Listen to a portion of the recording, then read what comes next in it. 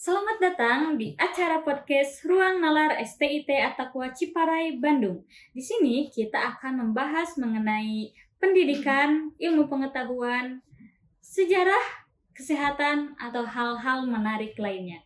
Jadi saksikan terus tiap episodenya dan selamat menyaksikan.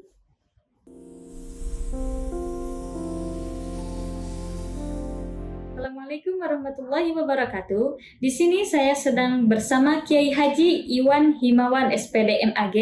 Assalamualaikum Bapak. Assalamualaikum warahmatullahi wabarakatuh. Baik, di sini saya sedang bersama Bapak Kiai Haji Iwan Himawan SAG MPD. Gimana Bapak kabarnya, sehat? Alhamdulillah. Alhamdulillah.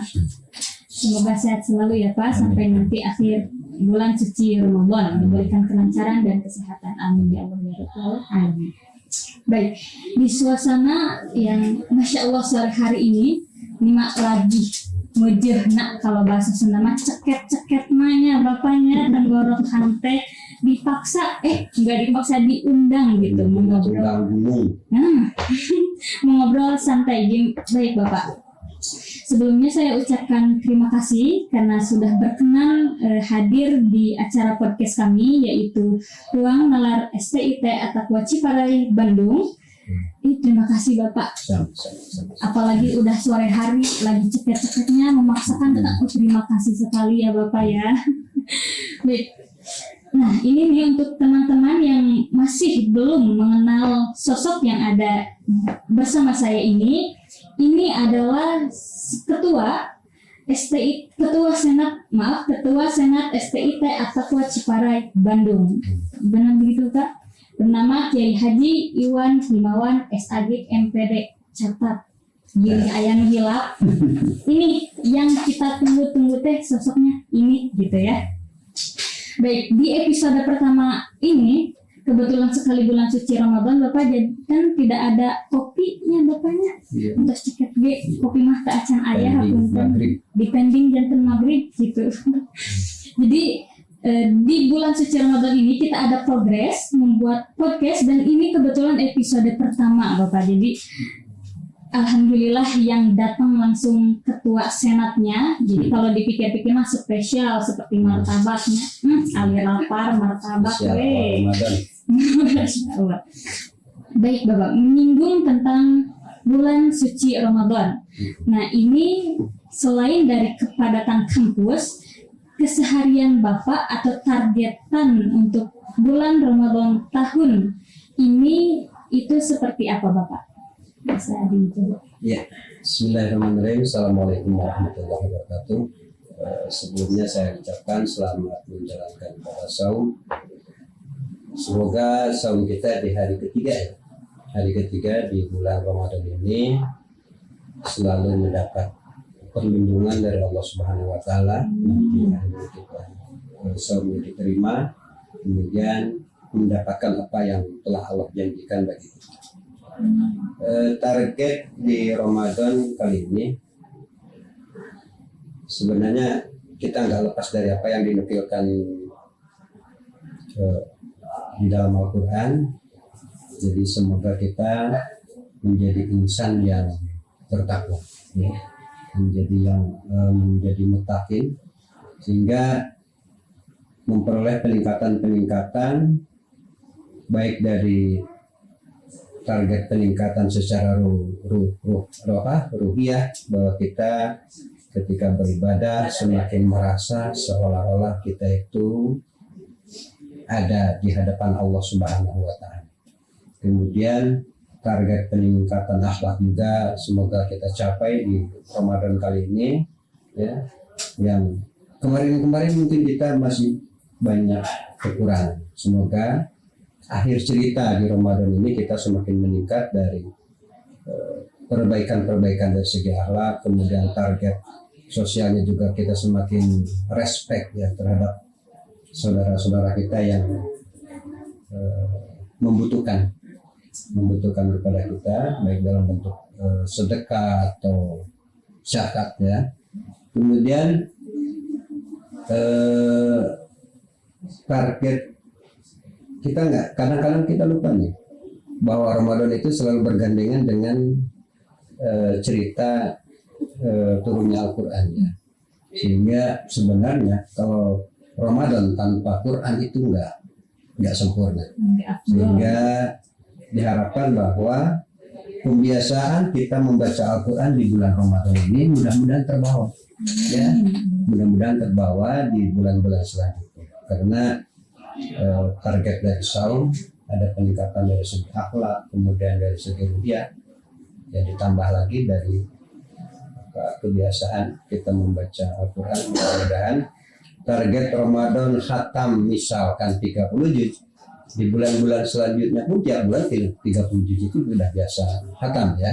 Gitu. Jadi mudah-mudahan di Ramadan yang sekarang kita nggak lupa, kita harus selalu menggandengkan antara saum dan membaca Al-Quran. Baca ya, sederhana sebenarnya ya, sederhana. Mudah-mudahan intinya capaian takwa seperti yang dinukilkan dalam Al-Quran kita capai bersama. Masya Allah sekali ya jawabannya. Jadi harapan Bapak itu mengharapkan bahwa kebiasaan di bulan Ramadan itu terbawa sampai bulan-bulan setelahnya. Masya Allah sekali ya Bapak, itu sebagai motivasi juga. Baik Bapak, jika berbicara tentang, karena tadi sudah bulan Ramadan, jika berbicara tentang kampus nih ya Pak, Bapak sendiri sudah berapa lama membersamai STIT atau Ciparai Bandung ini? Kalau dihitung gitu.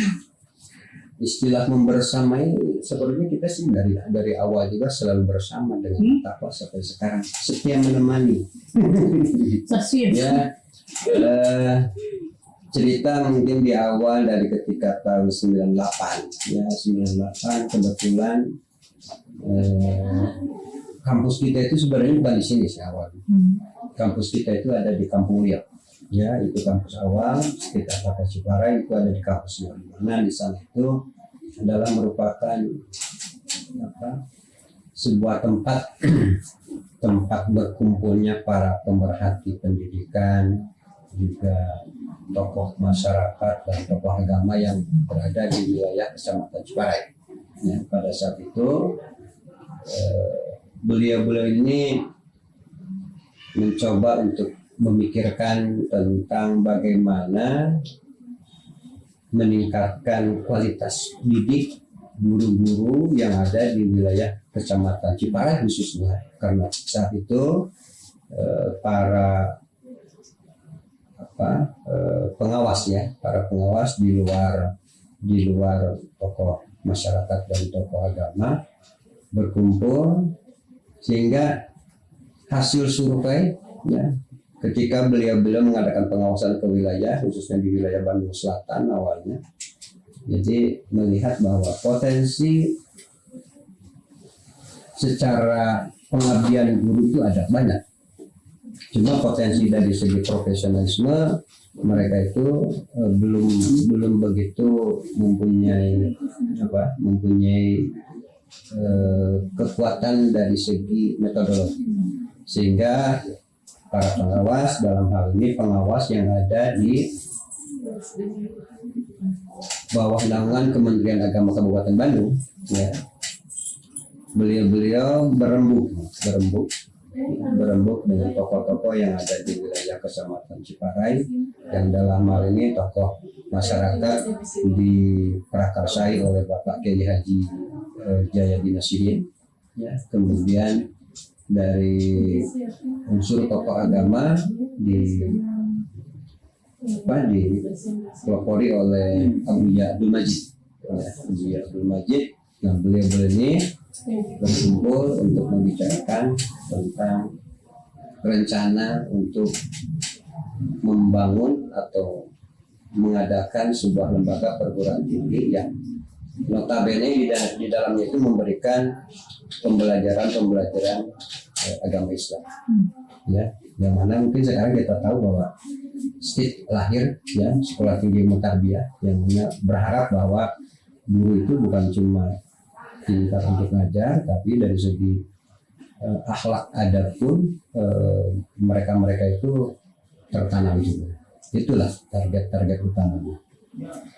Masya Allah sekali ya Bapak. Berarti udah cukup lama kalau dari tahun Dari 98, kemudian secara de facto tahun 2003.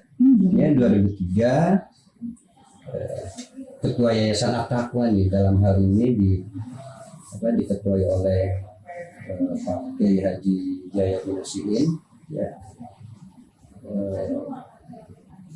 memberikan ruang yang begitu luas bagi para pemerhati pendidikan dan dalam hal ini para pengawas yang ada di wilayah Kabupaten Bandung, ya, untuk mewujudkan apa yang didiskusikan pada saat itu. Ya.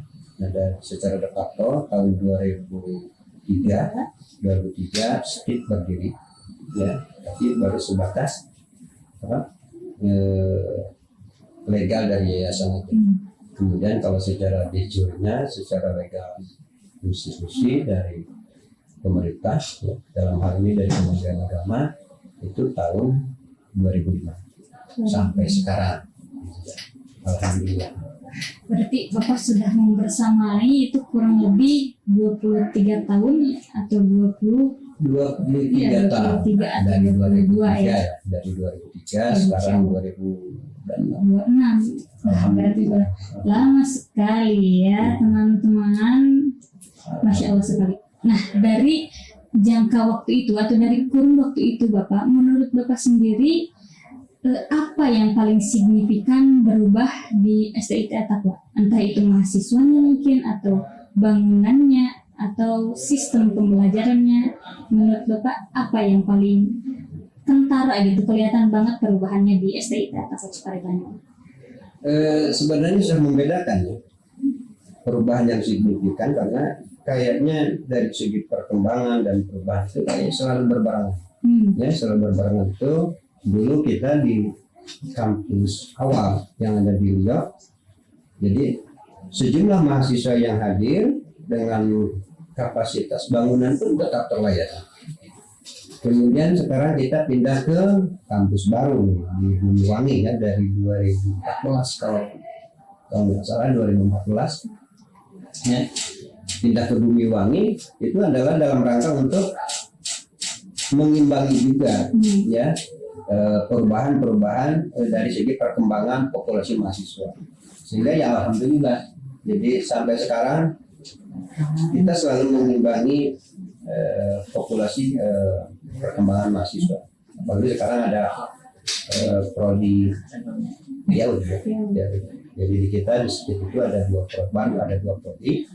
Jadi ada prodi pendidikan agama Islam, kemudian ada prodi PIAUD. Dan mudah-mudahan nanti ke depannya kita rencana mau jadi institut ya, sehingga kita berharap bahwa prodinya itu bukan cuma PIAUD dan PAI, ada prodi-prodi yang lain yang nantinya bisa memberikan sumbangsi untuk perkembangan keilmuan di Jawa Barat khususnya, kemudian ya istilahnya bisa dalam skala internasional.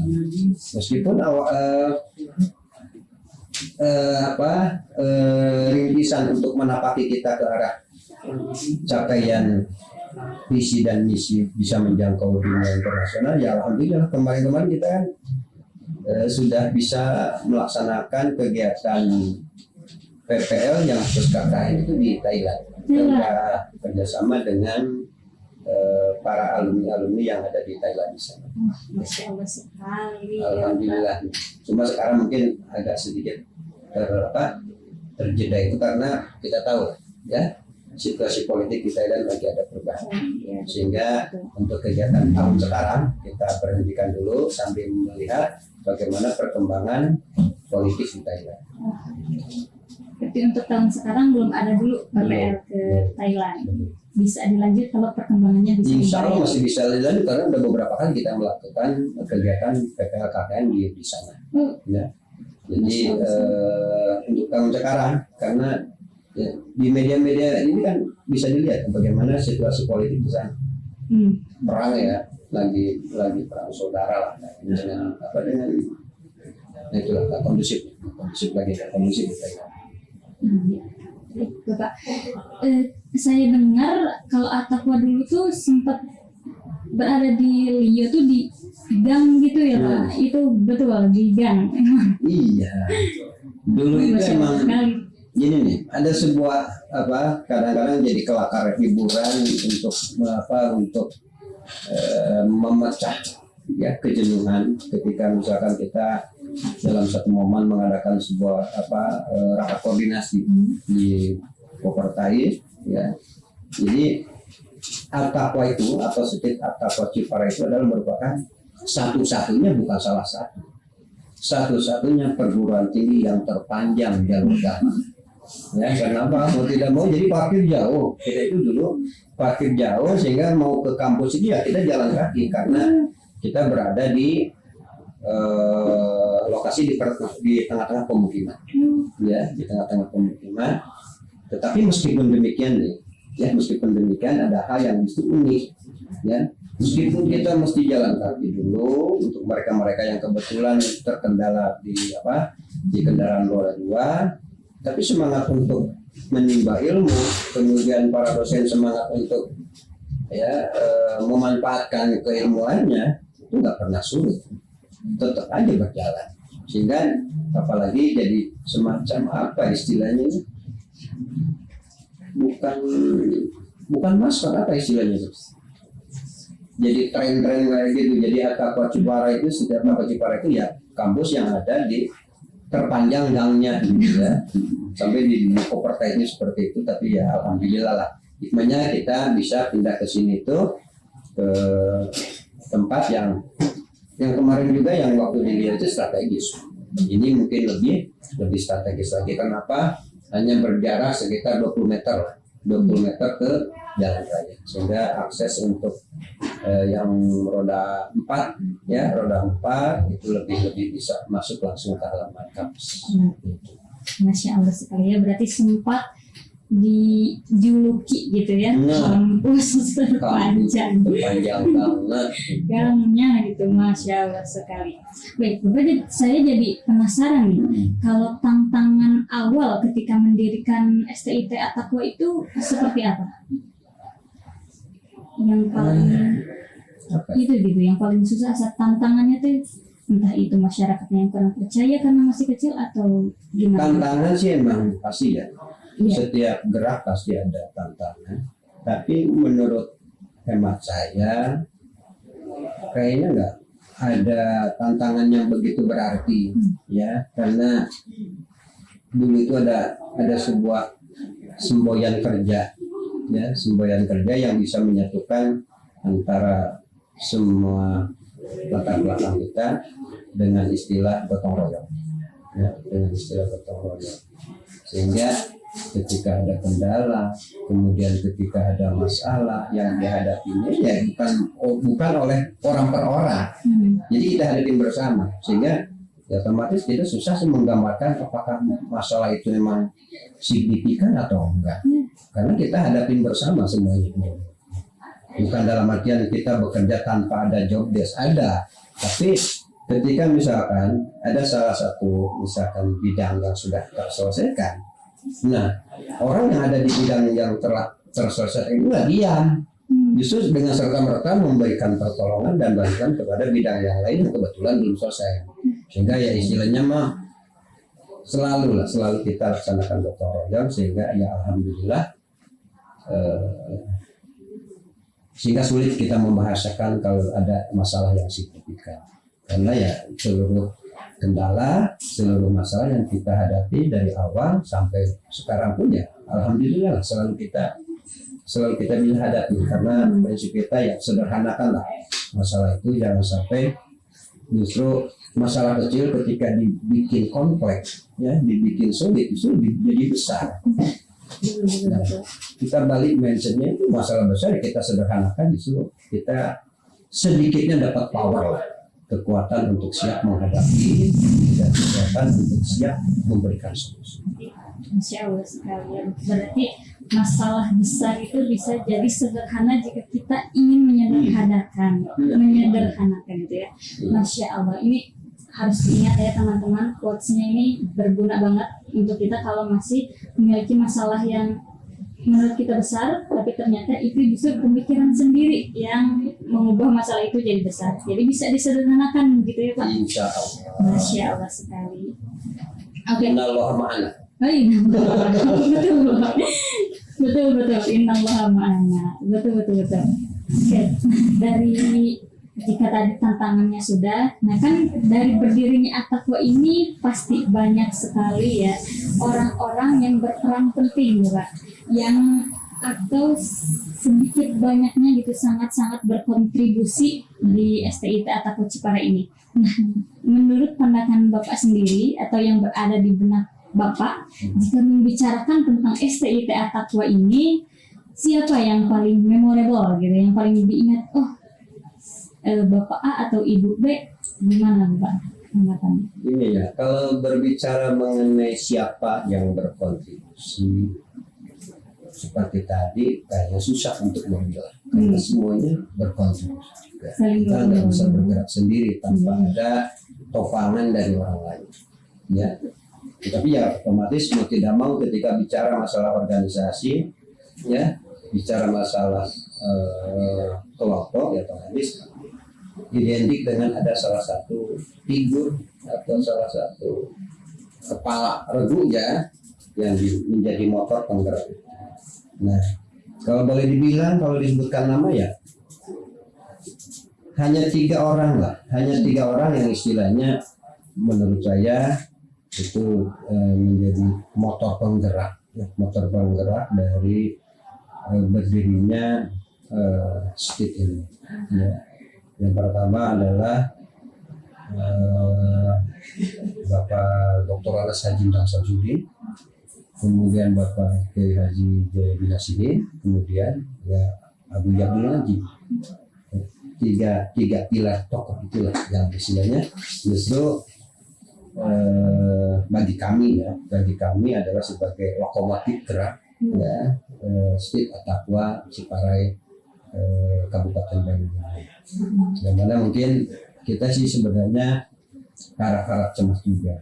Jadi ketiga orang itu ya 2 orang diantaranya almarhum Abuya Abdul Majid sudah tiada, kemudian Bapak Dr. Anas Haji Samsudin sudah tiada.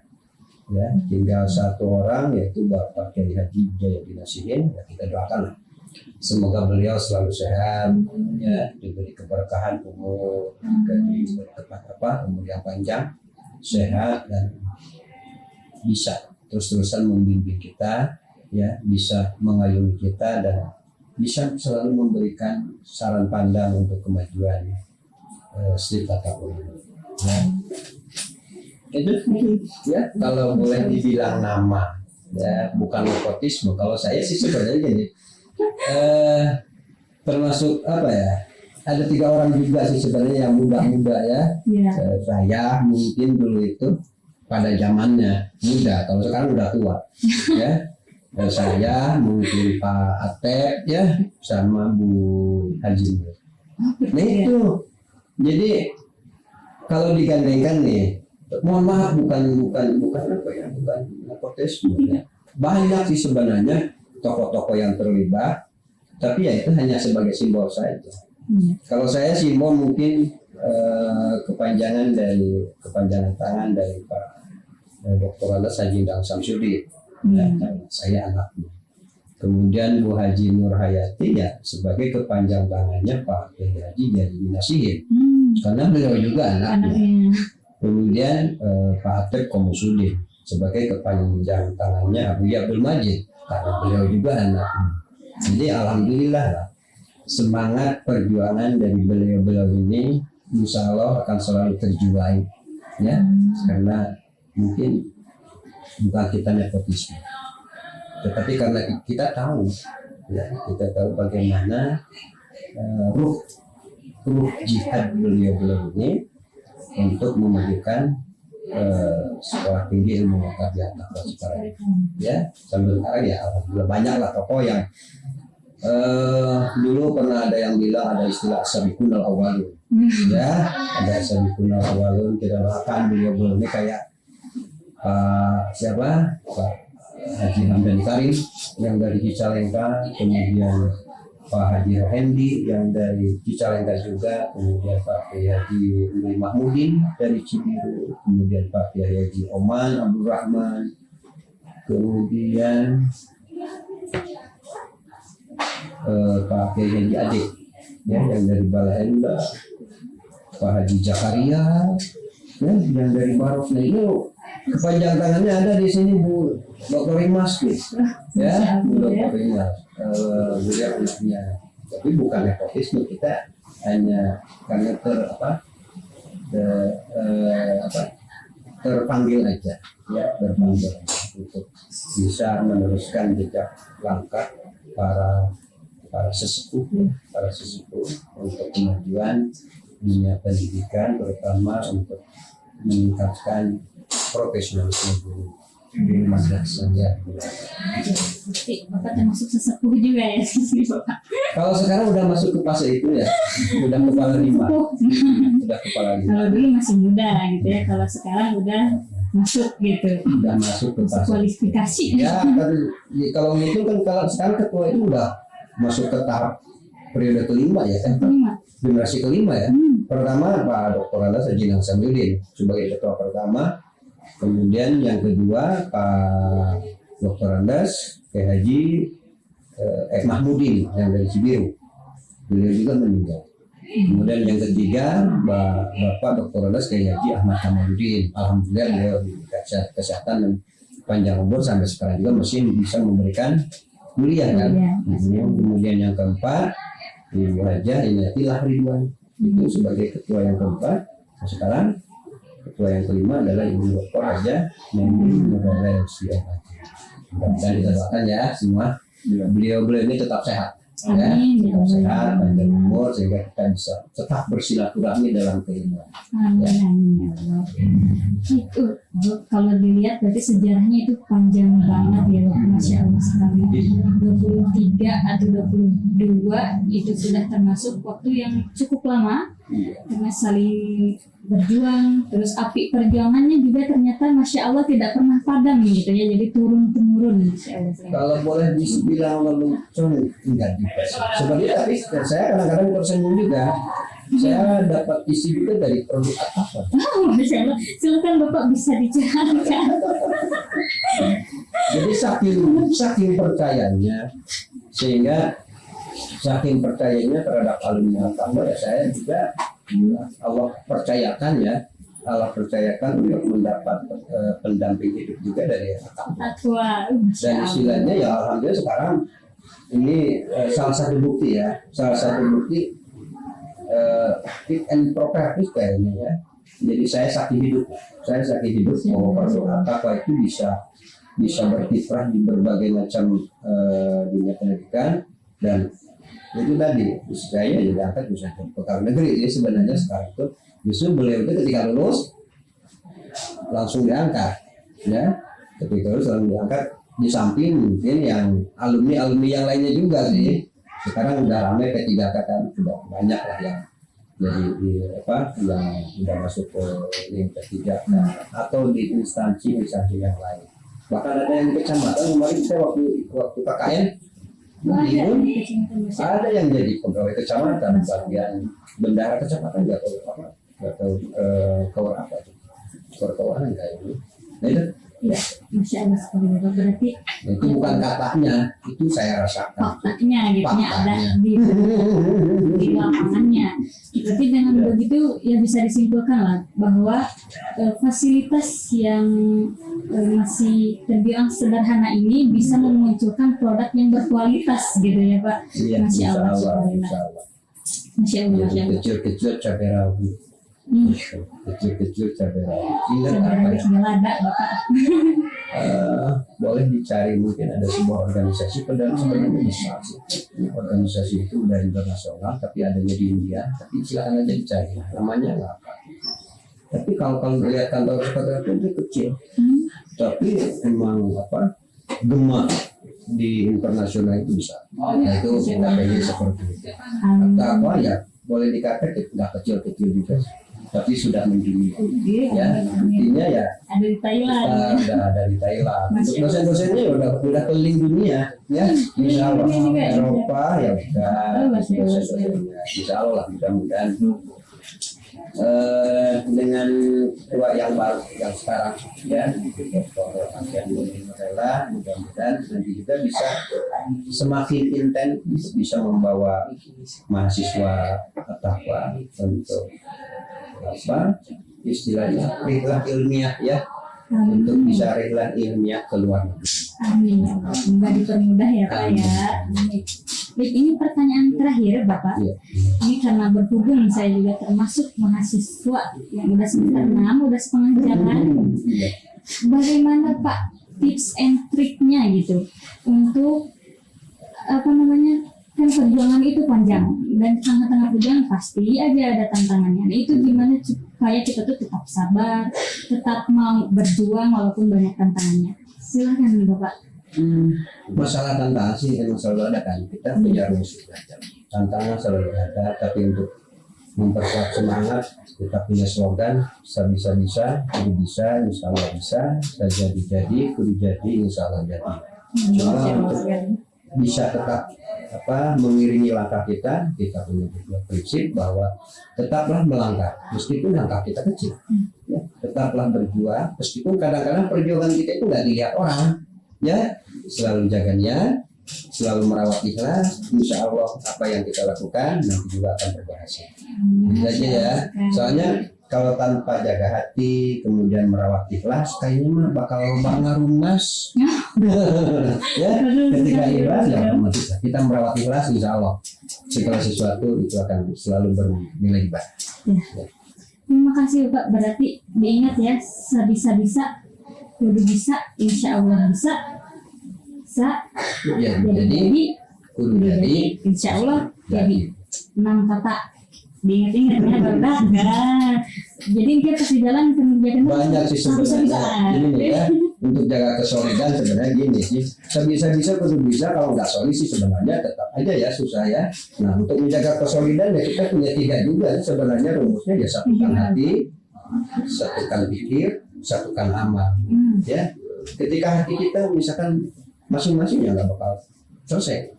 Kemudian ketika misalkan pikiran kita tetap aja menurut egonya masing-masing, tetap nggak bakal selesai. Ya, kemudian dalam masalah satukan amal ya pekerjaan. Ya kita sesepuh yang apa slogan yang dipakai sesepuh zaman dulu kan kayak gitu, dengan istilah gotong royong itu yaitu ya menyatukan hati, menyatukan pikir, menyatukan amal. Banyak gitu ya. Yang penting ya gitu aja ya, kita tetap jaga hati, merawat keikhlasan. Jaga hati, merawat keikhlasan. Masya Allah sekali. Baik, untuk sesi pertanyaan terima kasih Bapak sudah selesai. Pokoknya terima kasih sekali Bapak sudah datang gitu ya, walaupun dalam keadaan mungkin capek ya. Saya juga capek baru datang ya. Kalau di balik layar mah Bapaknya gitu. Tapi masih di sini Bapak, saya terima kasih sekali. Mohon maaf jika tadi banyak kendala misalkan atau belum berjalan sesuai dengan jadwal ya. Mohon maaf ya Bapak. Bapak terima kasih sekali lagi. Jadi untuk quotes-nya tadi sudah diberi arahannya, tips dan triknya juga sudah ada. Mungkin sekarang saya Anissa Fauziani Salihah pamit undur diri. Saksikan episode selanjutnya di Ruang Nalar At-Taqwa Ciparai Bandung.